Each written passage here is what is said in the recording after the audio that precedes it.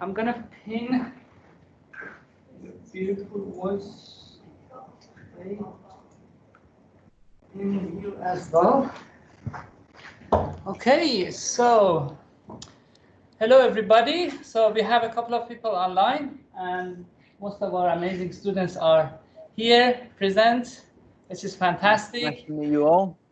So today our guest is Filippo Valsecchi, an amazing concept design artist. Well, I have to say generalist because you do some fantastic job all over. I'm gonna move my mouse cursor from you, from your nose.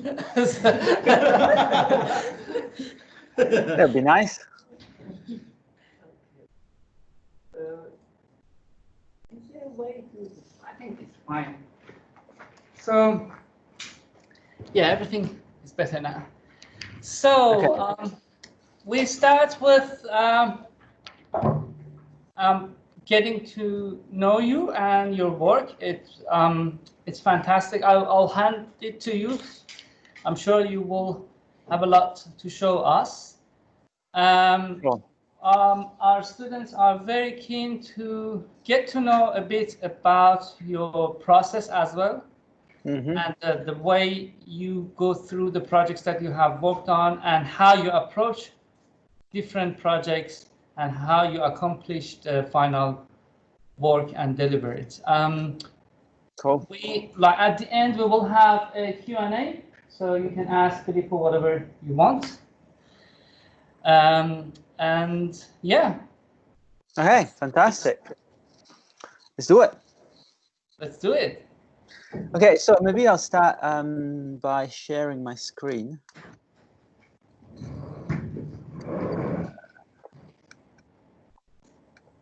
Which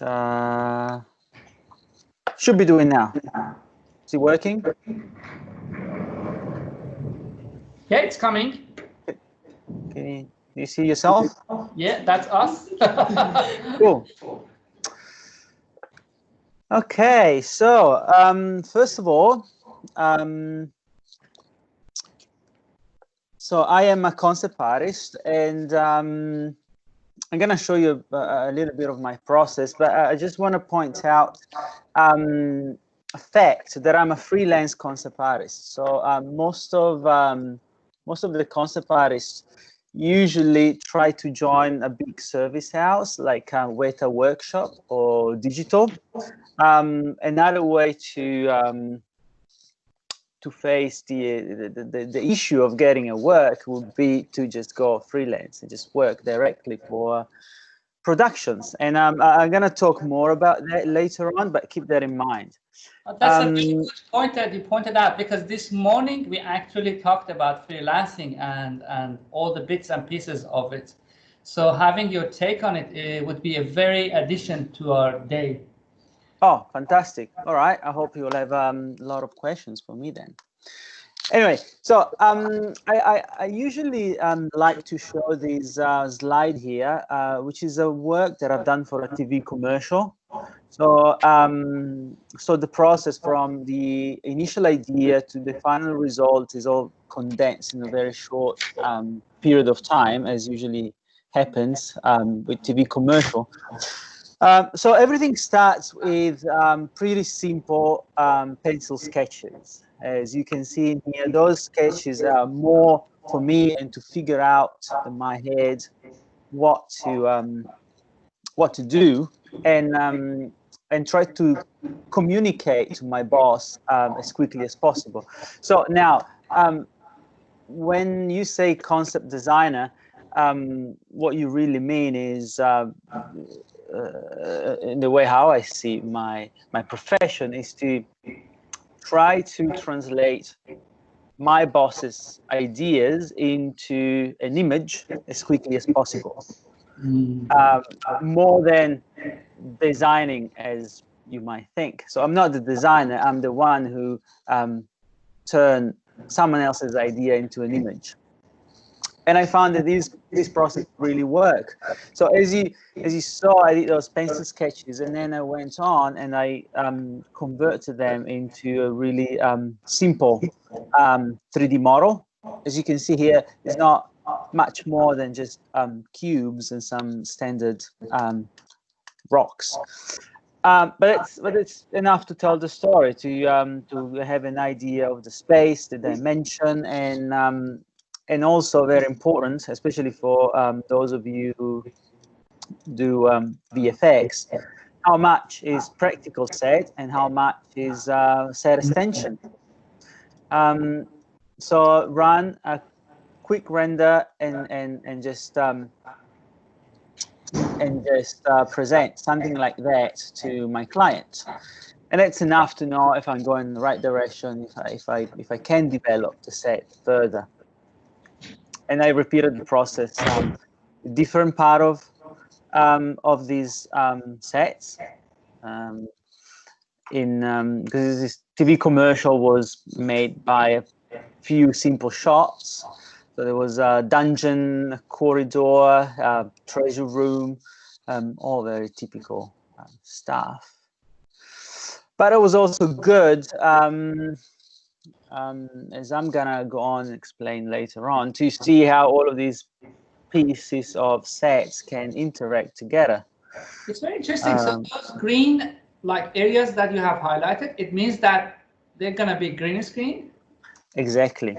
Oh, that's exactly. And it's really good to figure that out sooner rather than later, because it's gonna give an idea of the doability of the build, because there will be like some carpenters and polystyrene sculpture that will have to create this piece of set here, and of course, you know, somebody at the end of the line will have to do all of the set extension, and most likely the service house who will do the VFX will probably take my 3D model, so like a bit of a more elaborated version of what you see here, to do the job.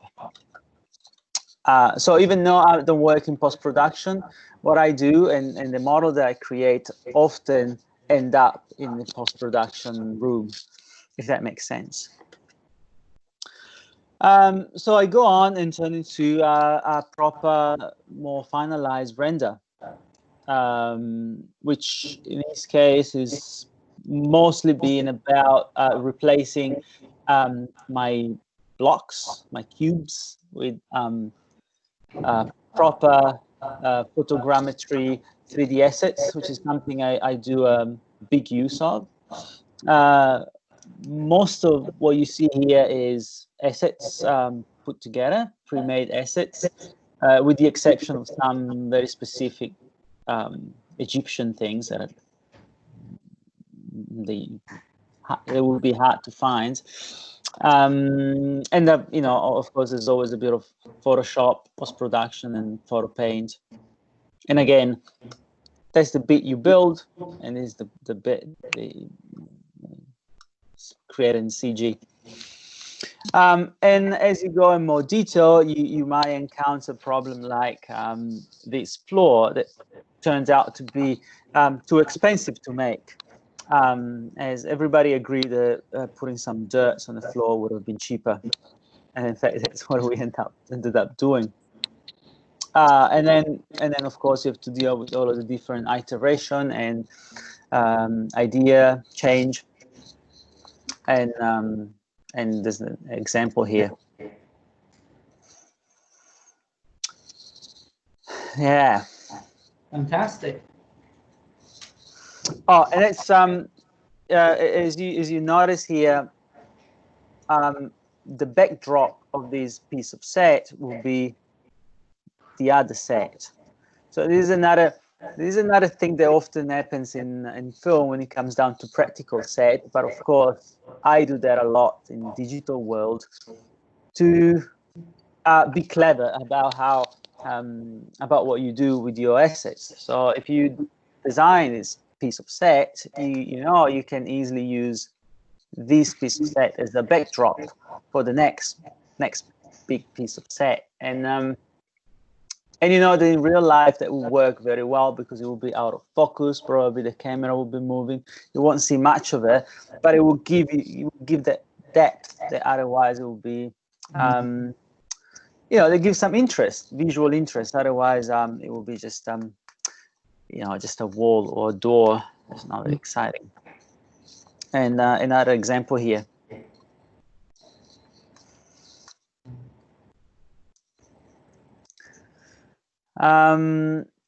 So the next step would have been to just turn the set in something a bit more solid by a construction point of view. So we decided to put all of the sets on the line, okay, kind of like an adventure path. And doing like a rough plan view and elevation, putting some dimension is usually a good way to get everybody on the same page, especially the builders and the sculptors, so everybody know what's going on. And I generally don't do this kind of more technical drawing. This is more of a set designer's job, but of course, in a TV commercial, the time is so compressed, the turnaround is so quick that you gotta be ready to do anything. But it's you know, this is a good example of how much you need to build. Wow. So And yeah, everything is blacked out at this stage. So it's way beyond just a traditional concept designing. It's just like it's a fusion of set designing and production, even some part of the production design as well. Yeah, well, I mean, the production designer will be, I'll be working next to the production designer who makes the call about all of that. But you see, it's not very accurate in terms of technical drawings. In fact, there's no accuracy at all. But that's in a situation where you have such a fast turnaround, the lack of accuracy is asset, because it gives you a leeway to just change the last minute, even after the whole general idea has been approved, which is what might happen and what usually happens. But that's enough to budget the build and enough to inform everybody that is involved in the building what to do.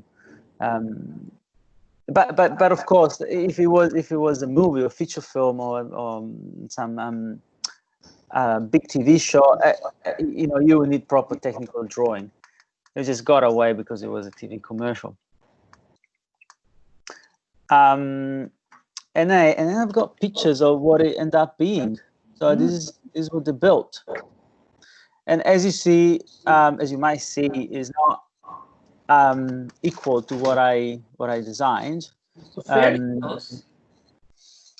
Yeah, well, I mean, it's close enough. By the way, keep in mind that all of that, from the first pencil sketches to the shooting day, has been about a week. Wow. Now they're shooting the actors. So that's what I mean by a quick turnaround. So it had to be invented, designed, and built and filmed in a week. And the build is quite obviously a simplified version. And then you can see here, this is like the full extent of the visual effects.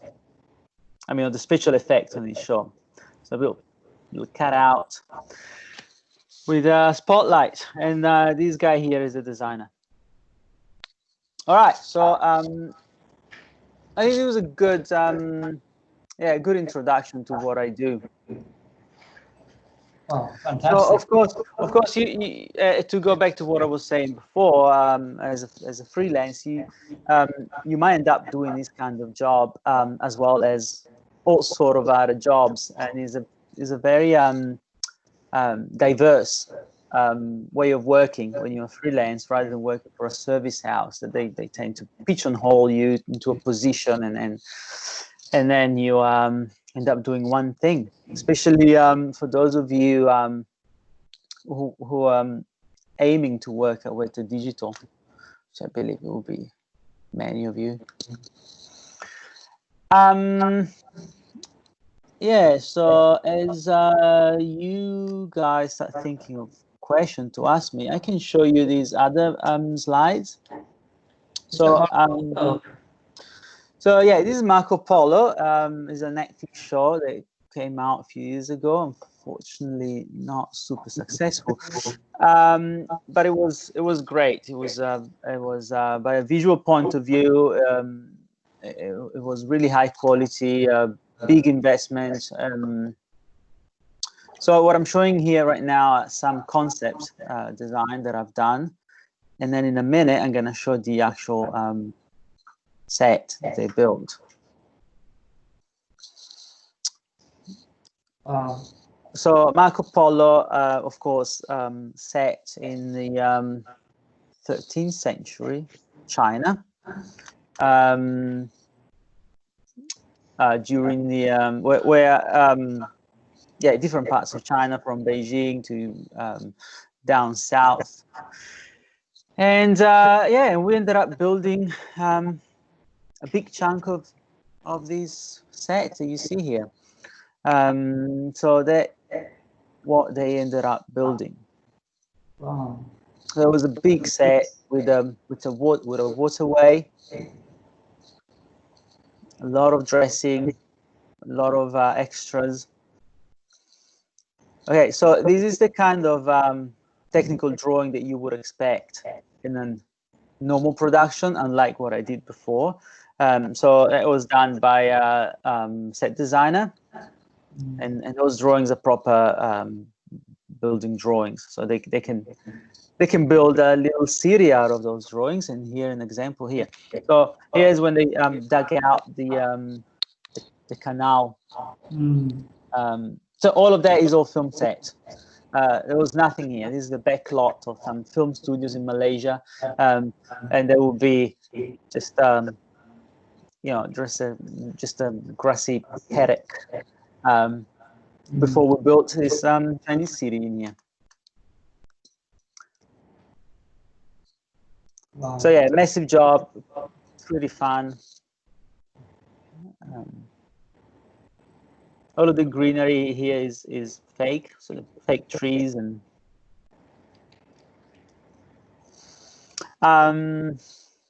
yeah, the interior.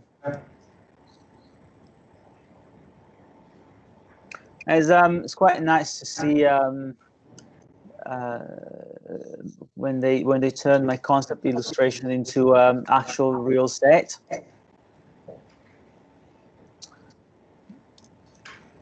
Yeah, and here's again, this is the concept drawing, and this is the actual set.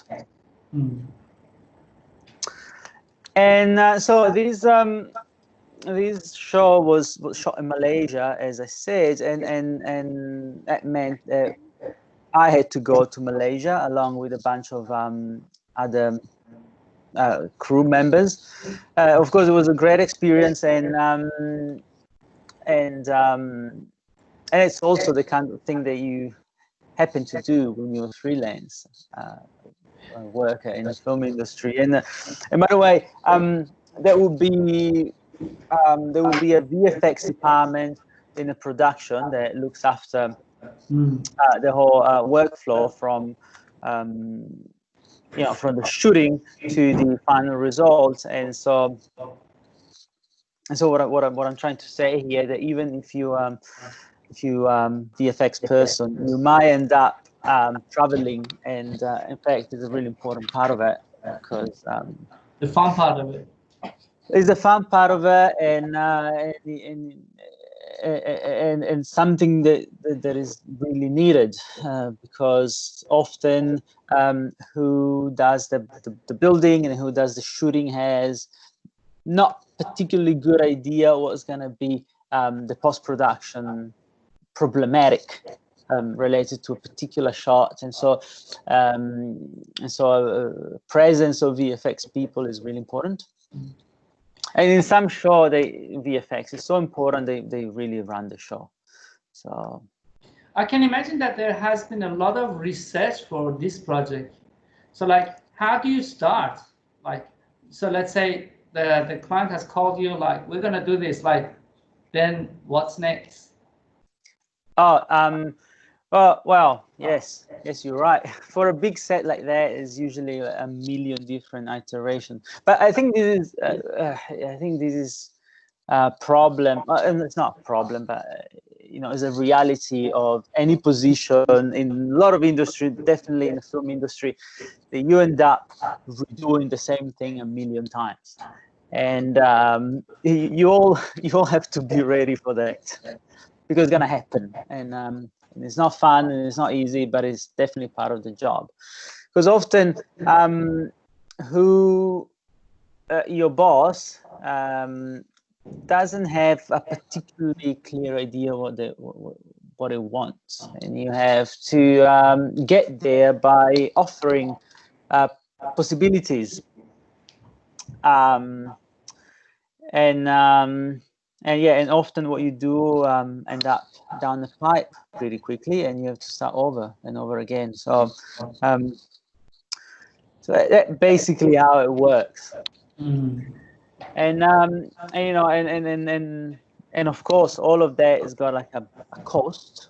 So there should be a budget that allows that, and then there should be a process where producers are convinced that it's a good idea to spend all of the money in building this set, which is also why I make the concept art, to convince producer to pay the money. If that makes sense. So is there any question at this stage? Any questions so far? You can carry on.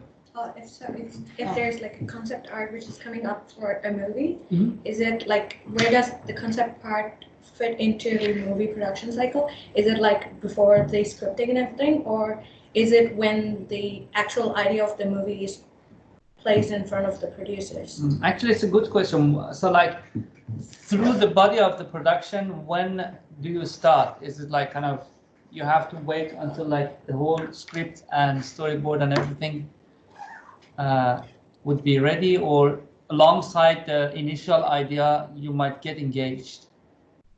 Well, that changes, but let's say, as a general principle, concept artists tend to start before anybody else, and that's usually the best that can happen, because being involved with the initial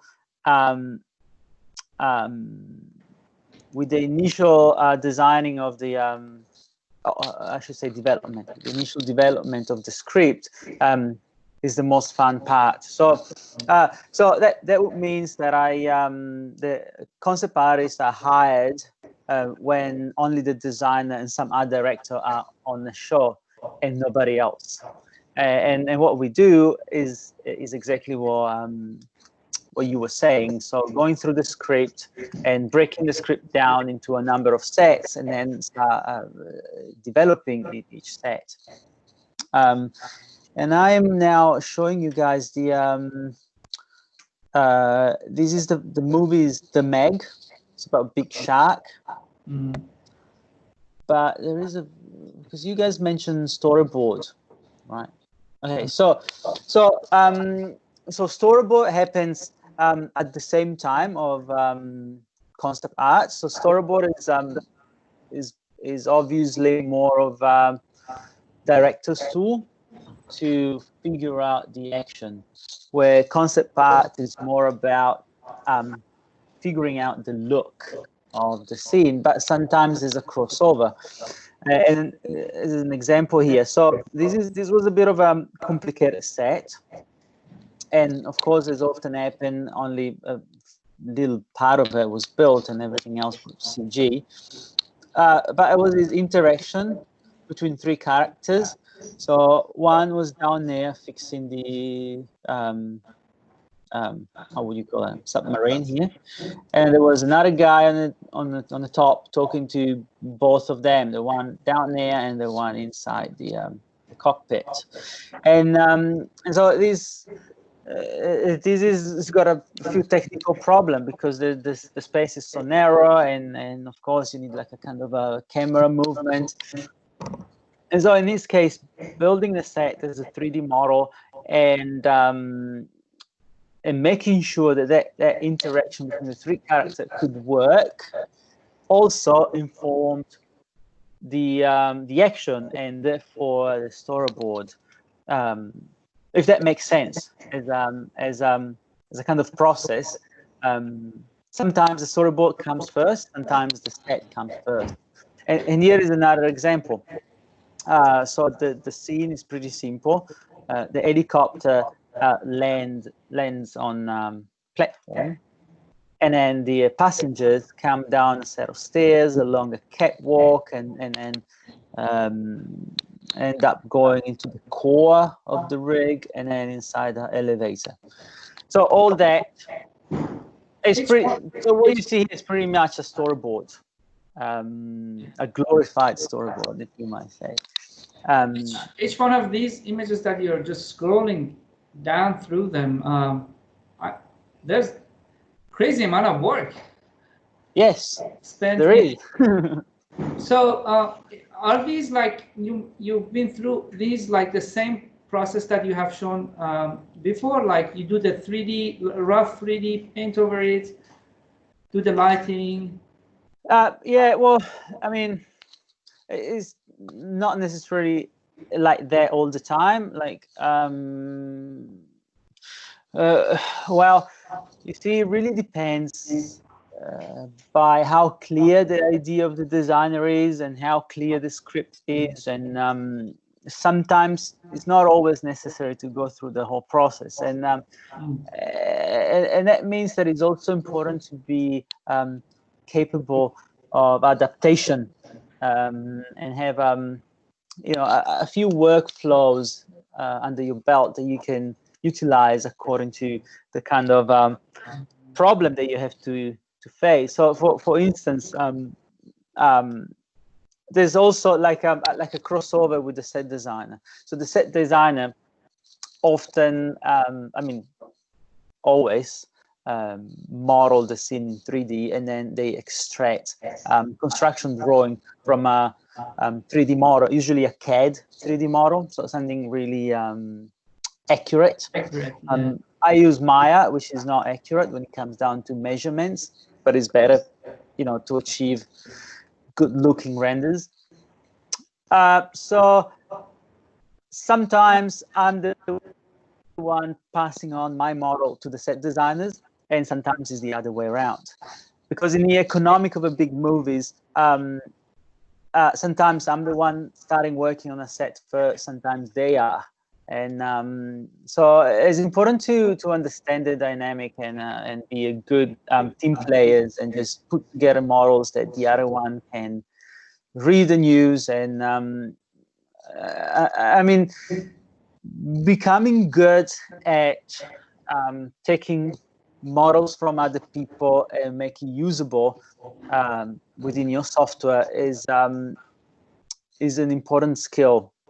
It is very technical, unfortunately, but there's a lot of like troubleshooting and problem solving, especially when you get models from Rhino or I don't know, AutoCAD, becoming all triangulated with ugly faces, and you know. But you can't be too fussy. You have to find a way to use them. Otherwise, you'll have to redo the model, which is not feasible in a short deadline.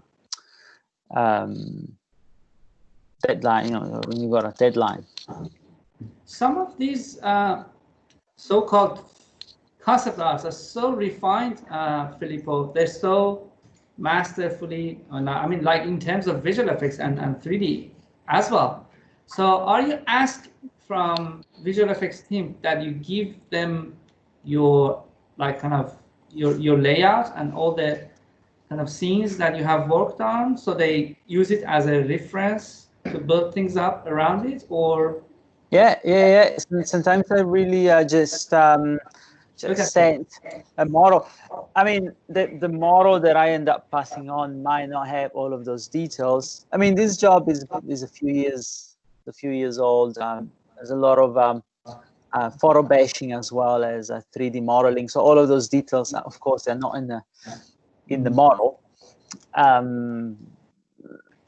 But that doesn't matter, because what really counts is the proportion to be right, the height, the width, and the depth of the set, and the proportion with the size of a human being. That's that what counts.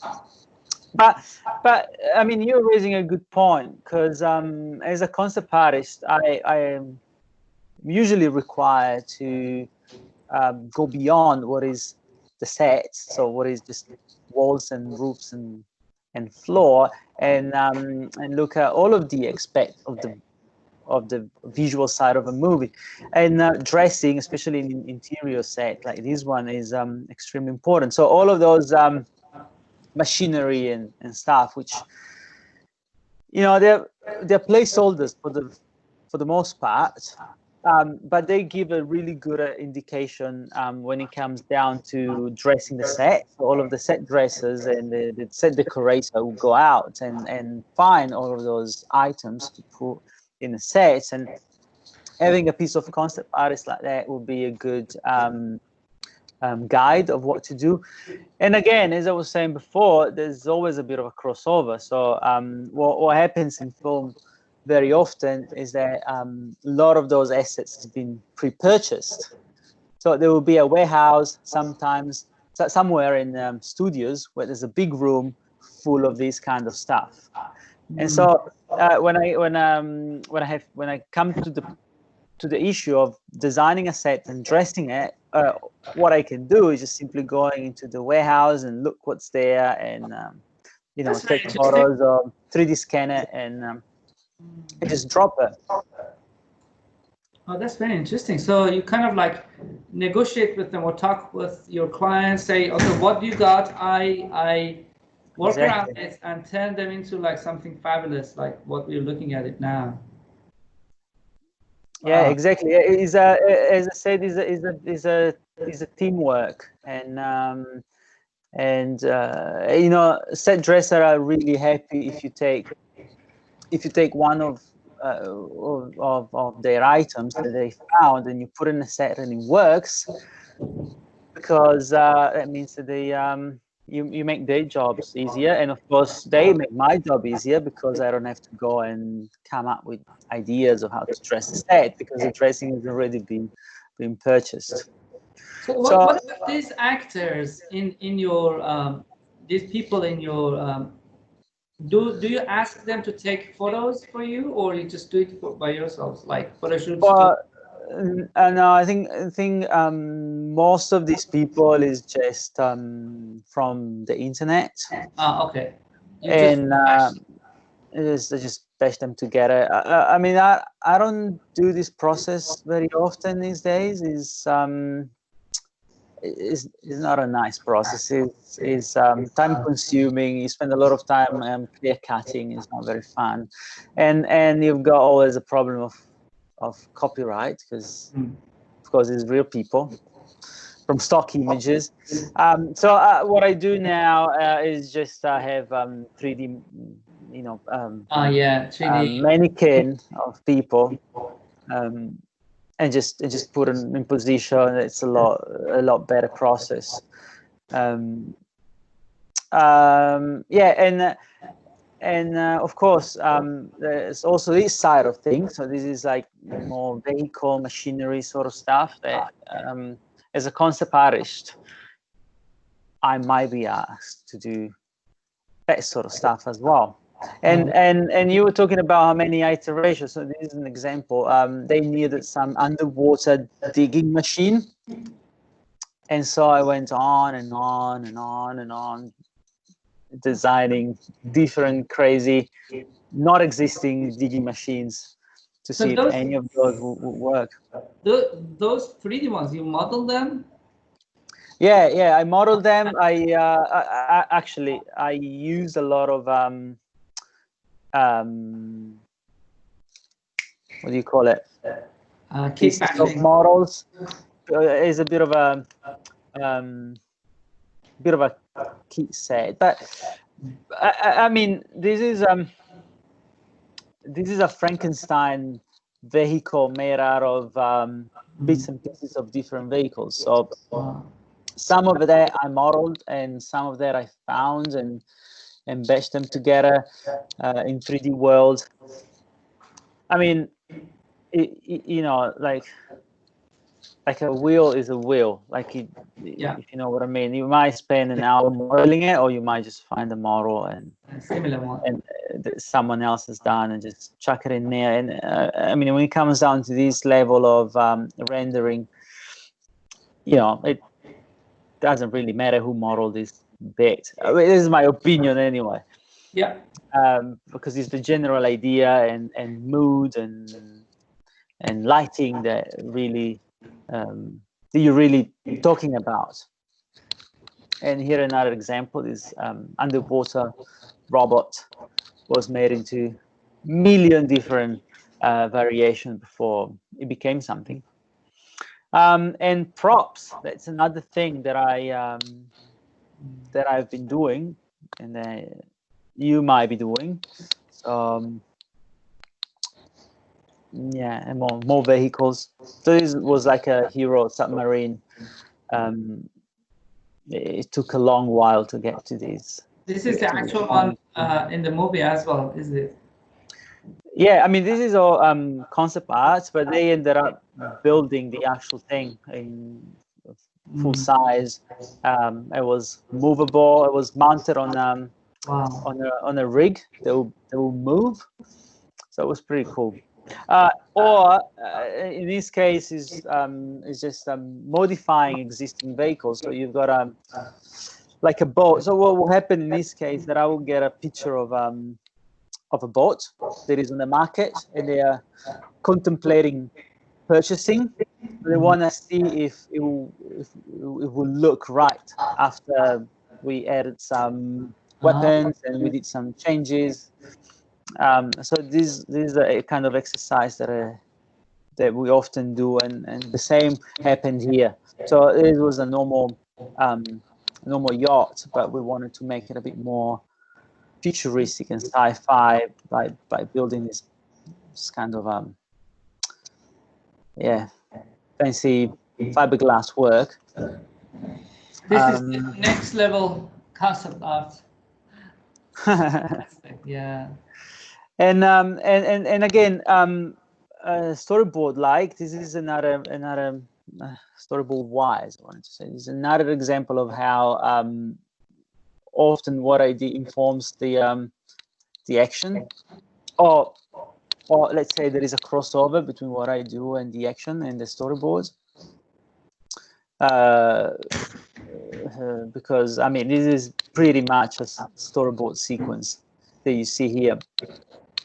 By the way, this is the initial design of this submarine, and I went through the trouble of actually designing a whole sequence,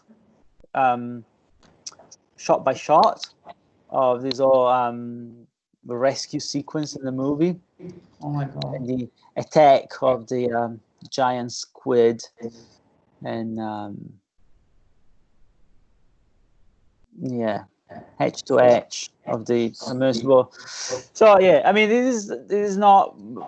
I don't always do that, but it might happen. It might happen. Which is good. It's fun. Good change.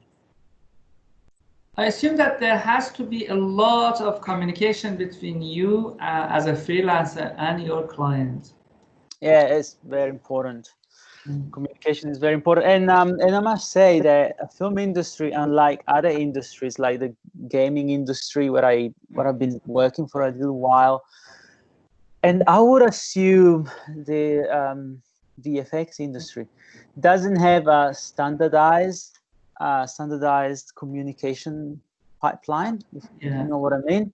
Yeah, we don't. So every new show, because we're all freelancers, every new show they put all of this bunch of people together sometimes they never work with each other, and often they come from a different country and they've got different systems. So every new job, you kind of have to create a new workflow, a new pipeline, and it's really challenging because you don't know what software the other people is using, how they're working, what's their style of modeling, and then again, there might be some set decorator or production designer really good at communicating, and sometimes they're not, and so it's pretty hard to get information out of them. So it's again, being adaptable is a really important skill to have, and if you're freelance, because you don't know what you're up against when a job starts.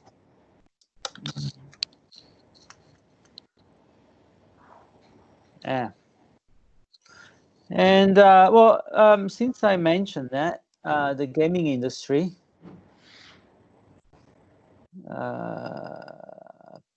Path of Exile. Oh, the New Zealand production. Yeah, let's see if I can find it. Yeah, so I've been working on these. Maybe before we go into that, I'm going to show you. So back on Marco Polo.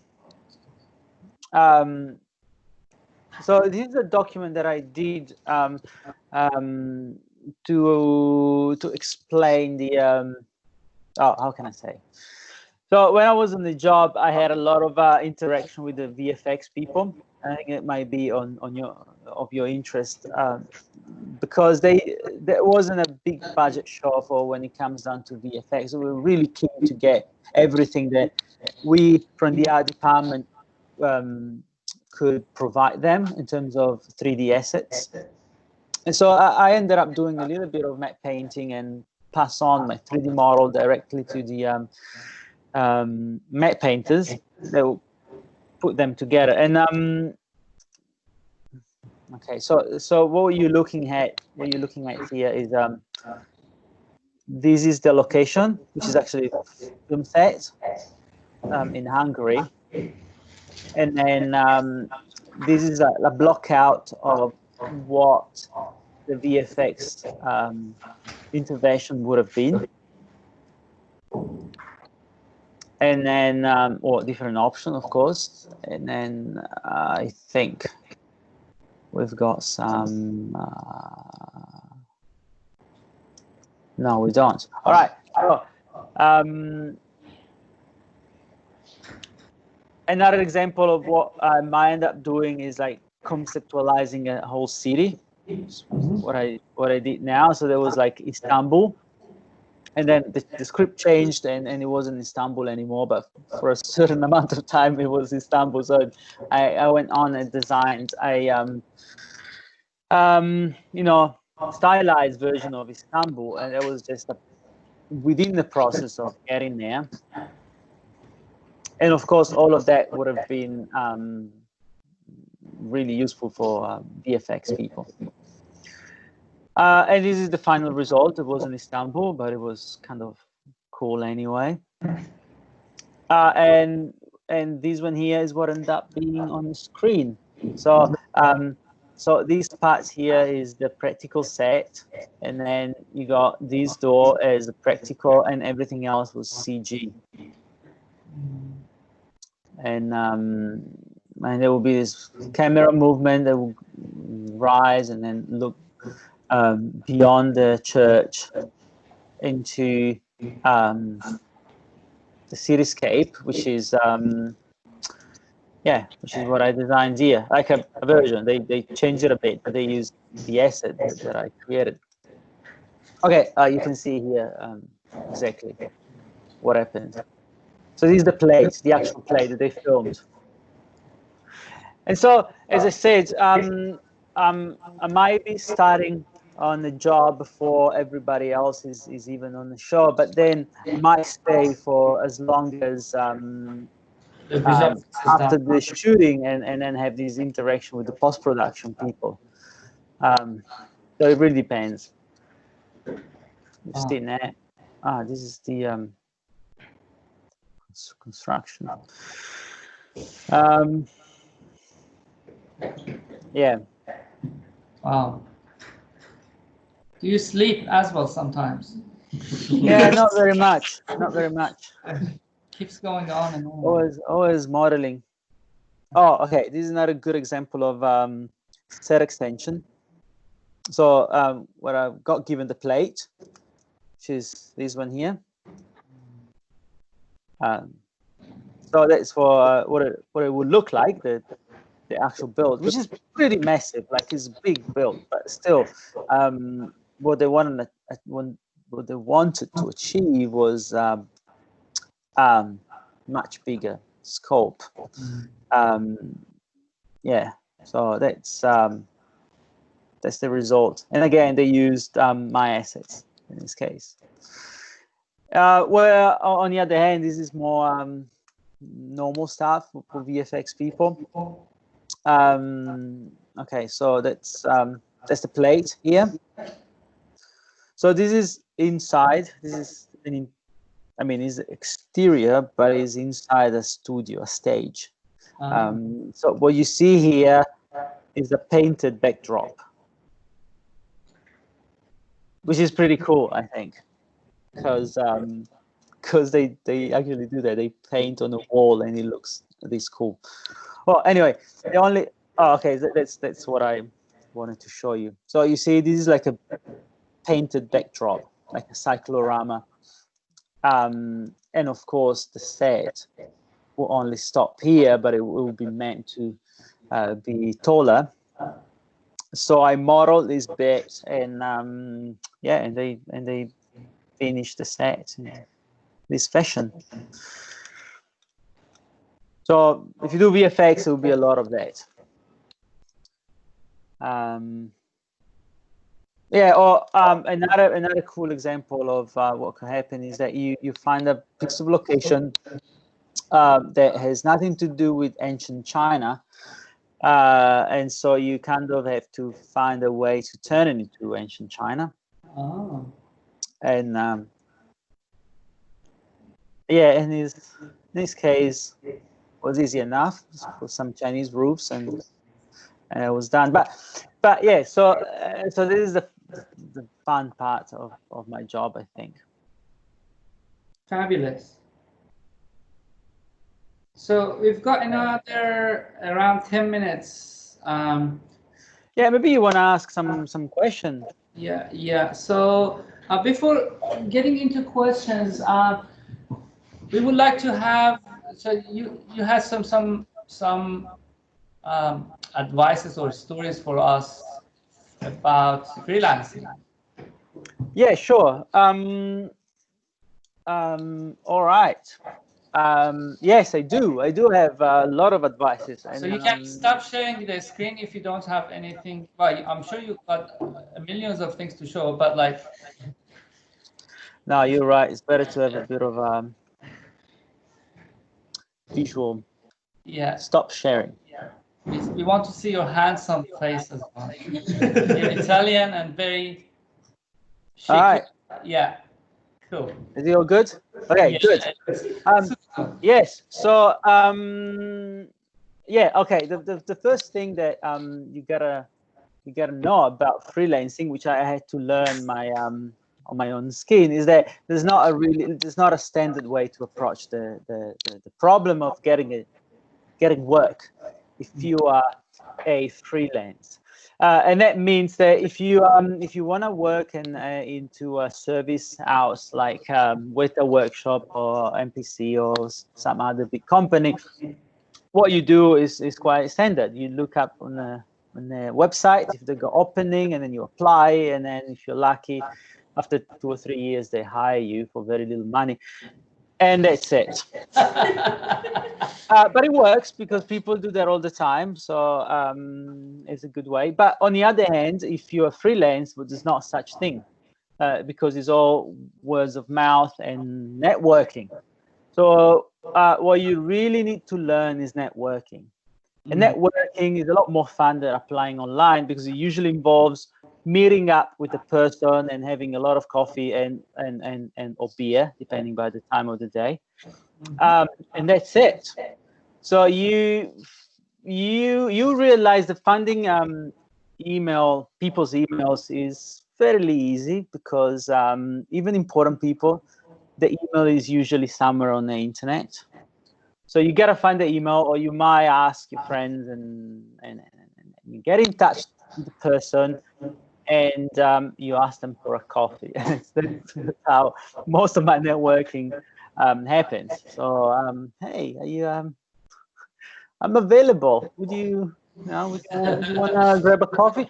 And then you go to this place, you have a coffee. Sometimes you go through like multiple meetings a day, so you drink a lot of coffee. So I hope you like coffee. You better like coffee. I do, so I'm lucky.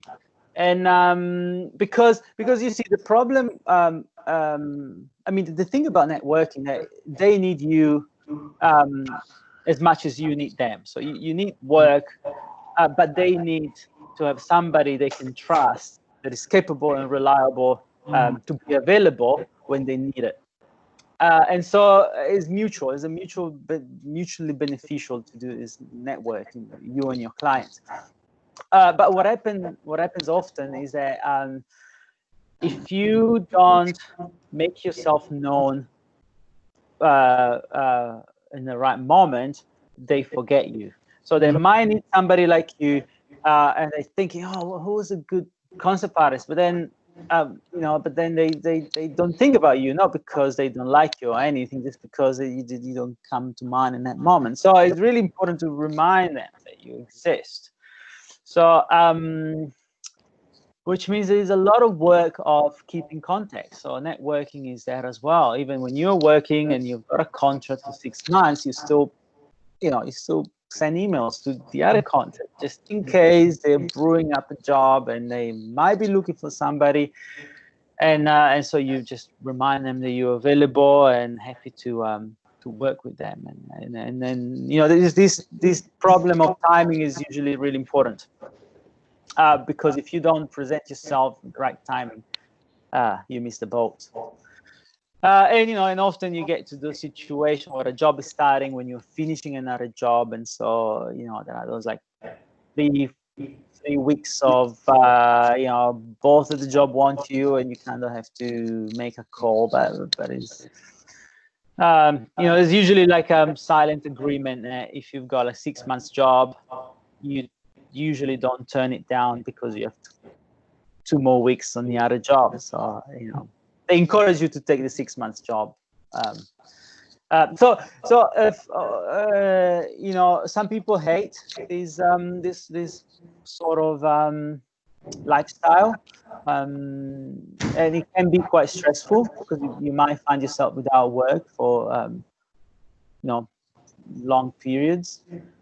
But when you get into the to a certain level, it becomes easier. So I've been in the industry for over a decade now, and I haven't had to struggle to find work for a long time, which is very good. But I can tell you that I went through a period where it was just pure nightmare. Sending hundreds of emails a day everywhere in the world, and it was just and of course I'm Italian, so I had to struggle with work visas, and so there is a bunch of issues that you have to worry about if you're freelance, rather than being part of a service out. Because if you're part of with a digital or with a workshop, depending what you do, they're gonna go out and hunt for work. And all you gotta do is just to sit on your desk, and they just deliver the work on your plate, and just do the work, which might be preferable for some people. But I assume that this style of freelancing has provided you the chance of traveling all around, get the job that you like, and sometimes like now being with your family and working at the same time. Yeah. Yeah, that's definitely you've got more possibility because it's a more flexible kind of how can I say, work agreement. But you see that flexibility is translates in uncertainty. So one comes with the other. So I like the flexibility, and I don't care too much about uncertainty because, as you said, I can be here right now. I mean, I have no choice now because of the lockdown, and as you know, but it's quite good to be able to work remotely, and probably I wouldn't be able to do in different scenarios. And traveling is definitely very exciting. I mean, you might be traveling even if you are part of AUT Digital. I don't know. To be honest, I'm not trying to sell you freelance as the best thing in the world, even because I haven't done much of not freelancing, so I don't know what it's like. But one thing I know that I think is a bit restrictive for you to think that your only option to get work is applying AUT Digital, because there's a lot more going on out there. In New Zealand and Auckland is an extremely busy at the moment for film work and video game work. And what was that? Good news for yeah, well, exactly.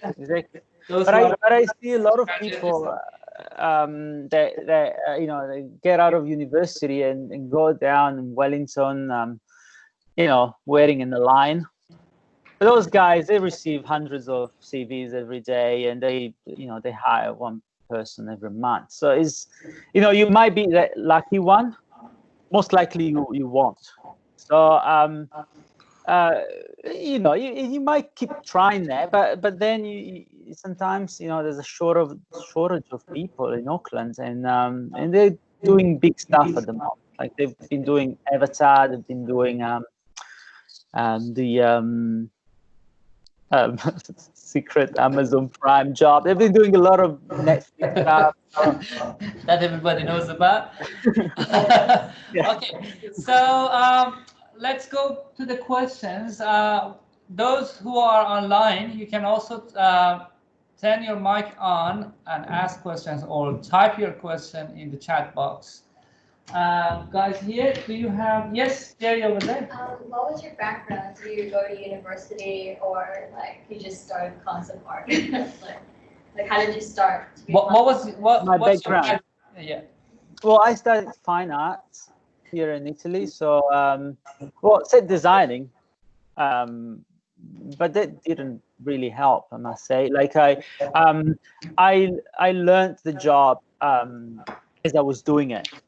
So I've been lucky because I didn't even know it existed, the concept artist position. I just fell into it. I realized that it was exactly what I wanted, so I was lucky. But look, I think it is. I mean, your university is great, so you're learning a lot of very usable skills, unlike my university. But I think in general, you learn the job as you do it, yeah. So every skill that you have is good. It's good to have, but then be ready when you get on, when you sit on your desk. That's when you really learn. It's gonna be stressful, but ultimately you're gonna get there. Get there. Any other questions? Over there, Ada. So for your concept art, like how long does it actually take for you to complete one?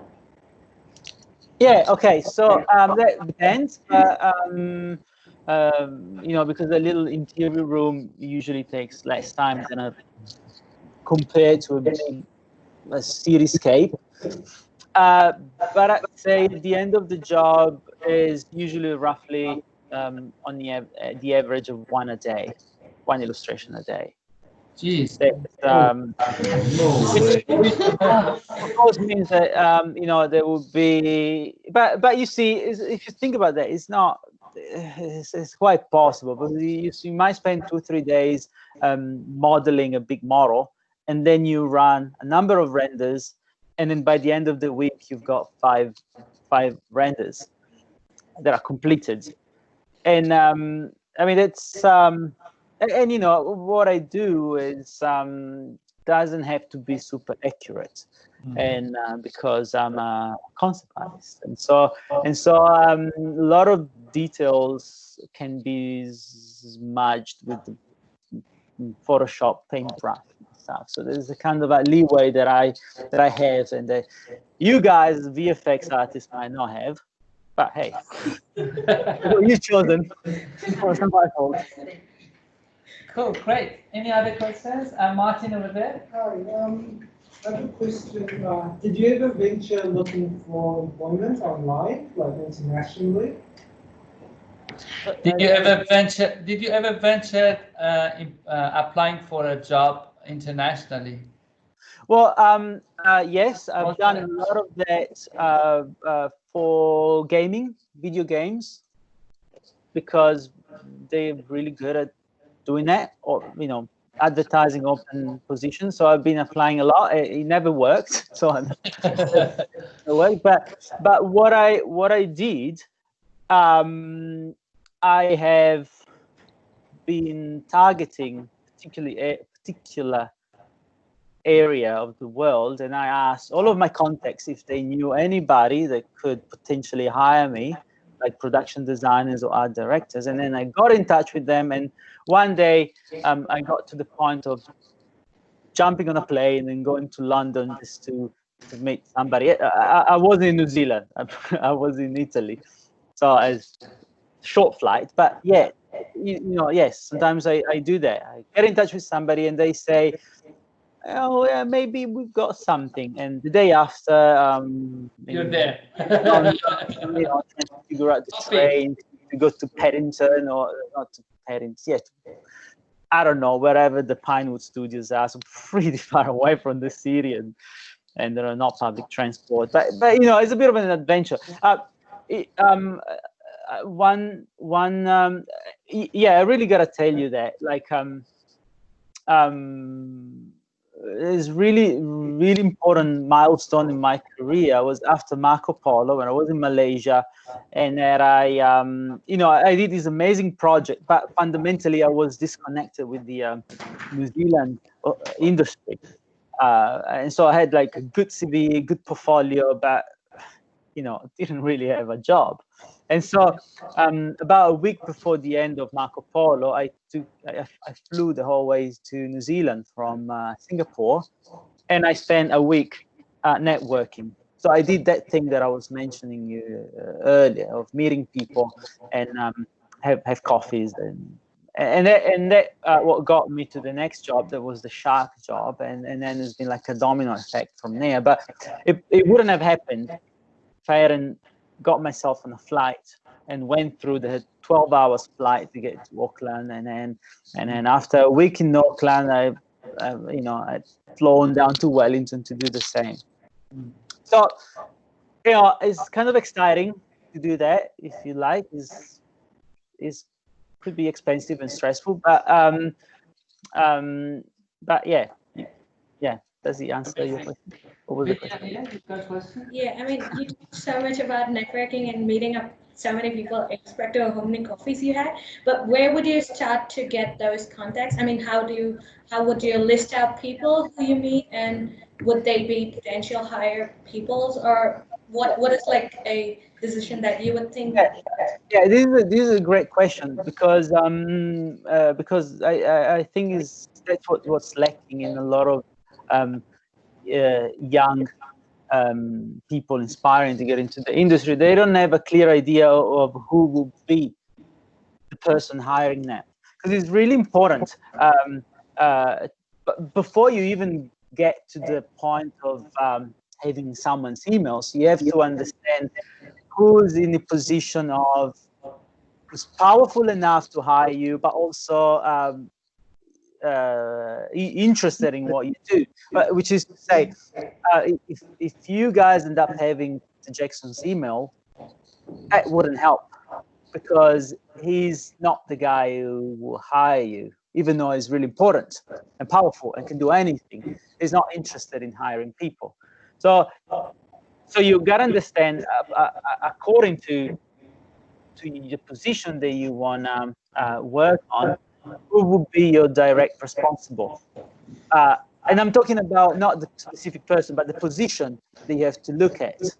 So what is the food chain in that industry, and who would be the one above you that you need to refer to?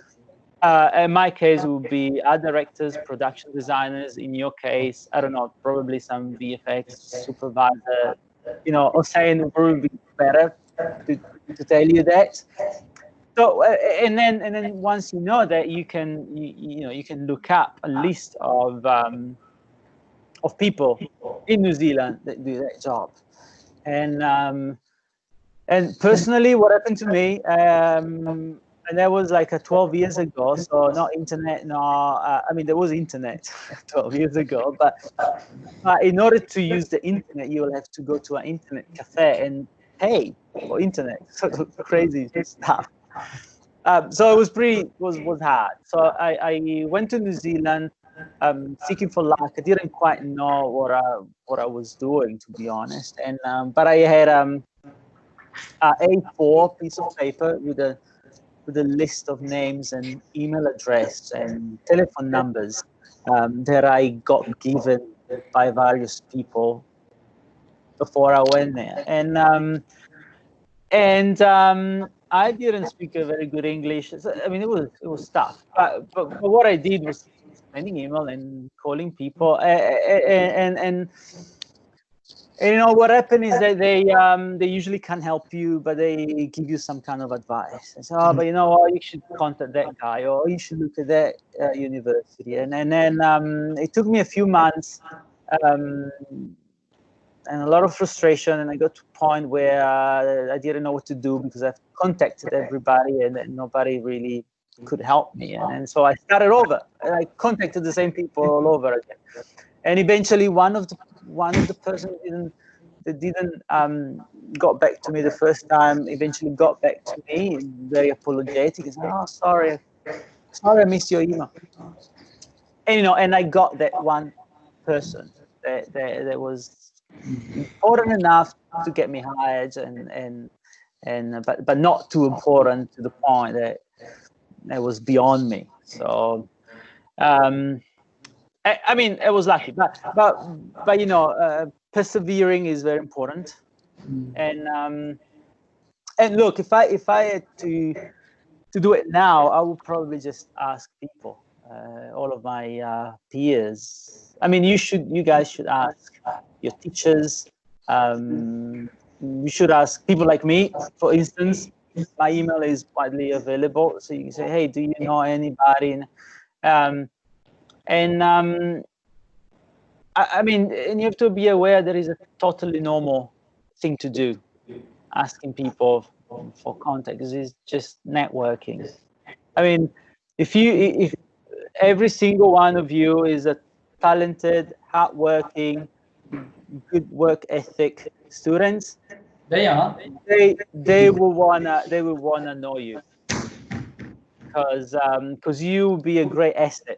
Because you see, if you guys are good, you gotta make your bosses look good. So they want you to be available. So all you gotta do is just to let them know that you exist. Great. You should run for presidency. Maybe I already am. Who knows? You're so inspirational. Okay, so one last question. Jacob, here. A question about like portfolios. Like, is it worth like focusing on like one area? Like, let's say you enjoy characters, or like you do all the background stuff. Is it worth like for ArtStation like only focusing on one like sort of like art for it? Is a specialization and focusing on one part of one skill. Yeah. Would be a good strategy for you know, for the portfolio and teaching. Yeah. Well, I mean, or going generalist. Yeah, this is a good question, and I have no an answer. And the reason why I don't have an answer is that I built a career on adaptability, and I ended up specializing in environment. So it I wasn't organically happened. Yeah. Hmm? It organically happened for you. Yes, but essentially because I ended up working mainly for production design and for film set. But you know, it wasn't necessarily the thing that I liked the most. I like creatures a lot. I almost never end up doing it. You would be doing a lot of that if you end up with a workshop. But the thing is that it worked out for me to be building a career on upon the fact that I can adapt to do anything they ask me to do, from costume to props, in any possible style, and it worked for me. I have seen other artists specializing in something and becoming like world famous for that thing, and I don't know. I think maybe some regard these people is happier than me because they kind of do what is really their passion and less compromise, unlike me. So I don't have an answer. I know that can happen in both ways, and I think it helped me a lot to be able to do a lot of like a wide variety, a wide range of things, but yeah, I find that times it is diminishing. You know, when you're a generalist because they hire you to do 3D modeling, what I think is not. It wouldn't be utilizing the full potential of what I can do. That's what I'm trying to say. But when you do 3D, they're gonna ask you to do 3D, and you're like, yeah, but I can do other things. But yeah. So sometimes you've got skills that you don't want to communicate because otherwise they get you to do that all the time. Yeah, you're asked to. Great. I think that was a fantastic talk. Filippo. It was my pleasure. So much. Thank you. I really enjoyed that. This talk will be recorded and will be posted on Microsoft Teams and will be available on YouTube and LinkedIn as well. Thank you so much for being our guest this week, and I'll catch up with you my pleasure. Later. All right, and you guys have a good evening. I'm gonna go on and start my day. Bye. Someone died on the It's too late.